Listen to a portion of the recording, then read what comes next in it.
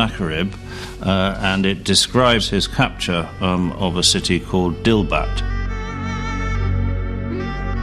Their plan was carefully designed to persuade the experts that they'd unearthed yet another lost masterpiece. Was that exciting? Very exciting, yes it was, and it's something which we would very much like to have had. John Curtis wanted to see the reliefs, but George, who had now reached his 80s, said they were too heavy for him to bring from Bolton.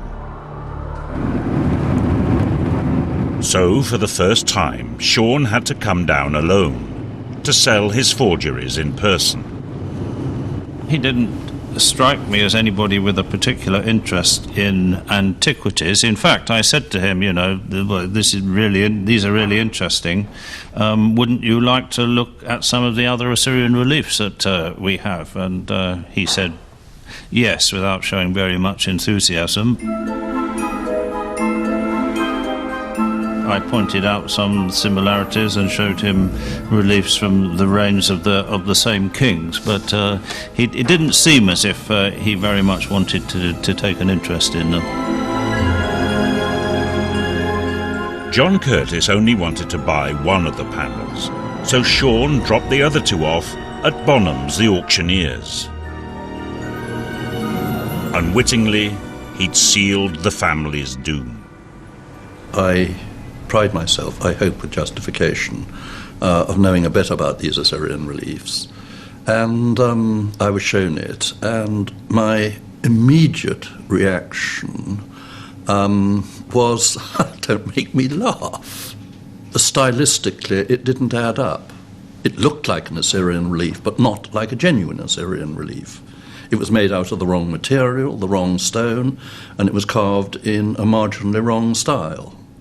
When I started getting suspicious, I went on to the, I call it my magic lantern, I believe they're called computers, and I got maps up of the area, and I focused in, and I just thought, no, people like that living there don't have Assyrian reliefs, do they? With serious doubts in his mind, Richard Falconer went back to the museum, along with a colleague from the auctioneers. Bonham's arrived actually with a file relating to George Greenhalgh, which contained a lot of information about the various antiquities which over the years George Greenhalgh had attempted to sell.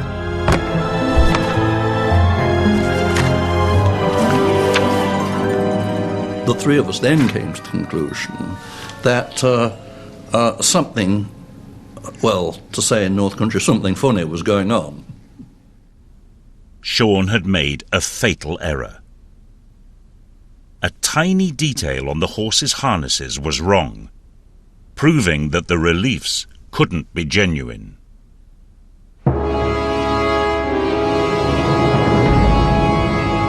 Armed with this evidence, the British Museum tipped off the police.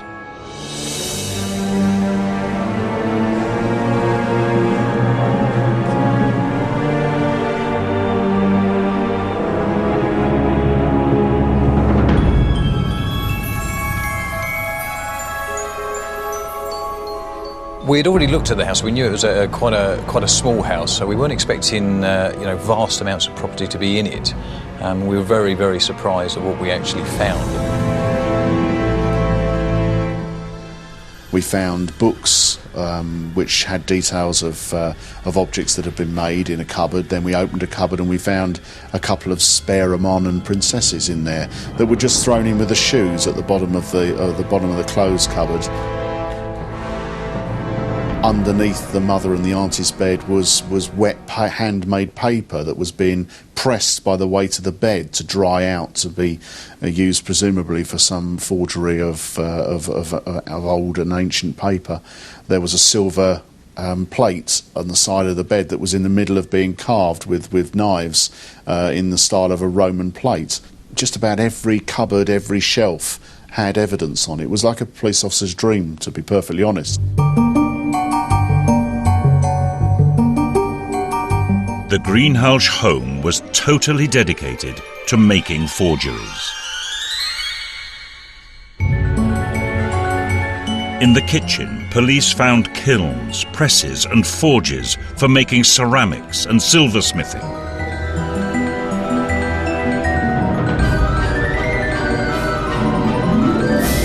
In the garden shed, they discovered more tools, chemicals, and the remnants of other bogus antiquities.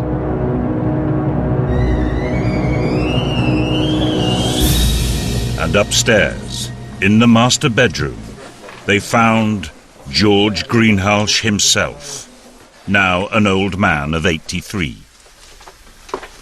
Try that one, I wonder. That's it. There were 5 other adults living in the house. Sean shared a tiny bedroom with his elderly aunt, his 50-year-old brother, and his mother, Olive.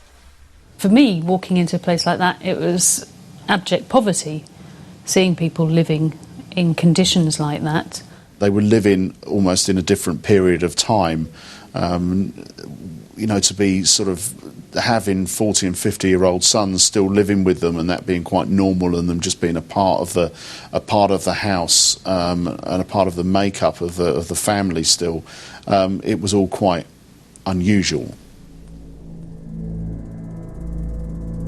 After 30 hours of interrogation, Sean eventually confessed that he was the person that made all the fakes. But even then, the police thought he was lying to protect the rest of his family.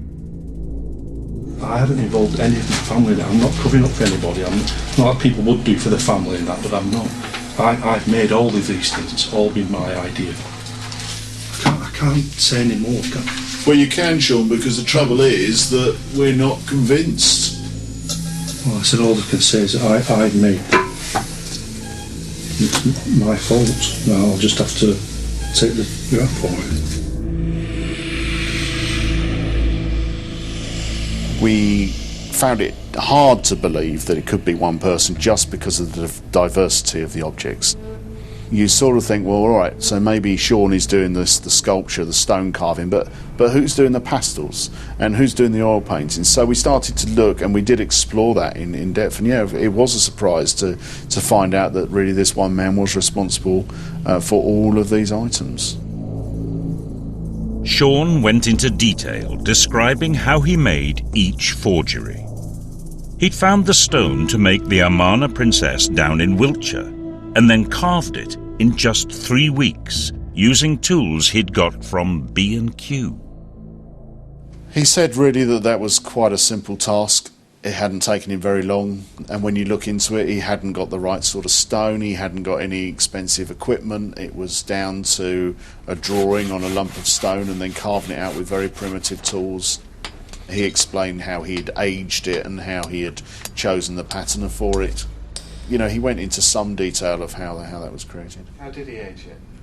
The aging was a mixture of tea and mud. When the news leaked out, the recriminations began, as the Greenhalgh victims sought to explain how they could have been duped so easily. I was stunned on a number of grounds. First of all, because I thought that surely all we've been told by the British Museum can't be that wrong. Their report, which was 3 pages long, actually told us a great deal about their view of the provenance, about the statue itself and its context. I can quote from it if you wish. The rarity of sculptures of this size and quality from the period makes this one of the most important Egyptian antiquities to come to light for many years, with the important benefit of wholly legitimate provenance.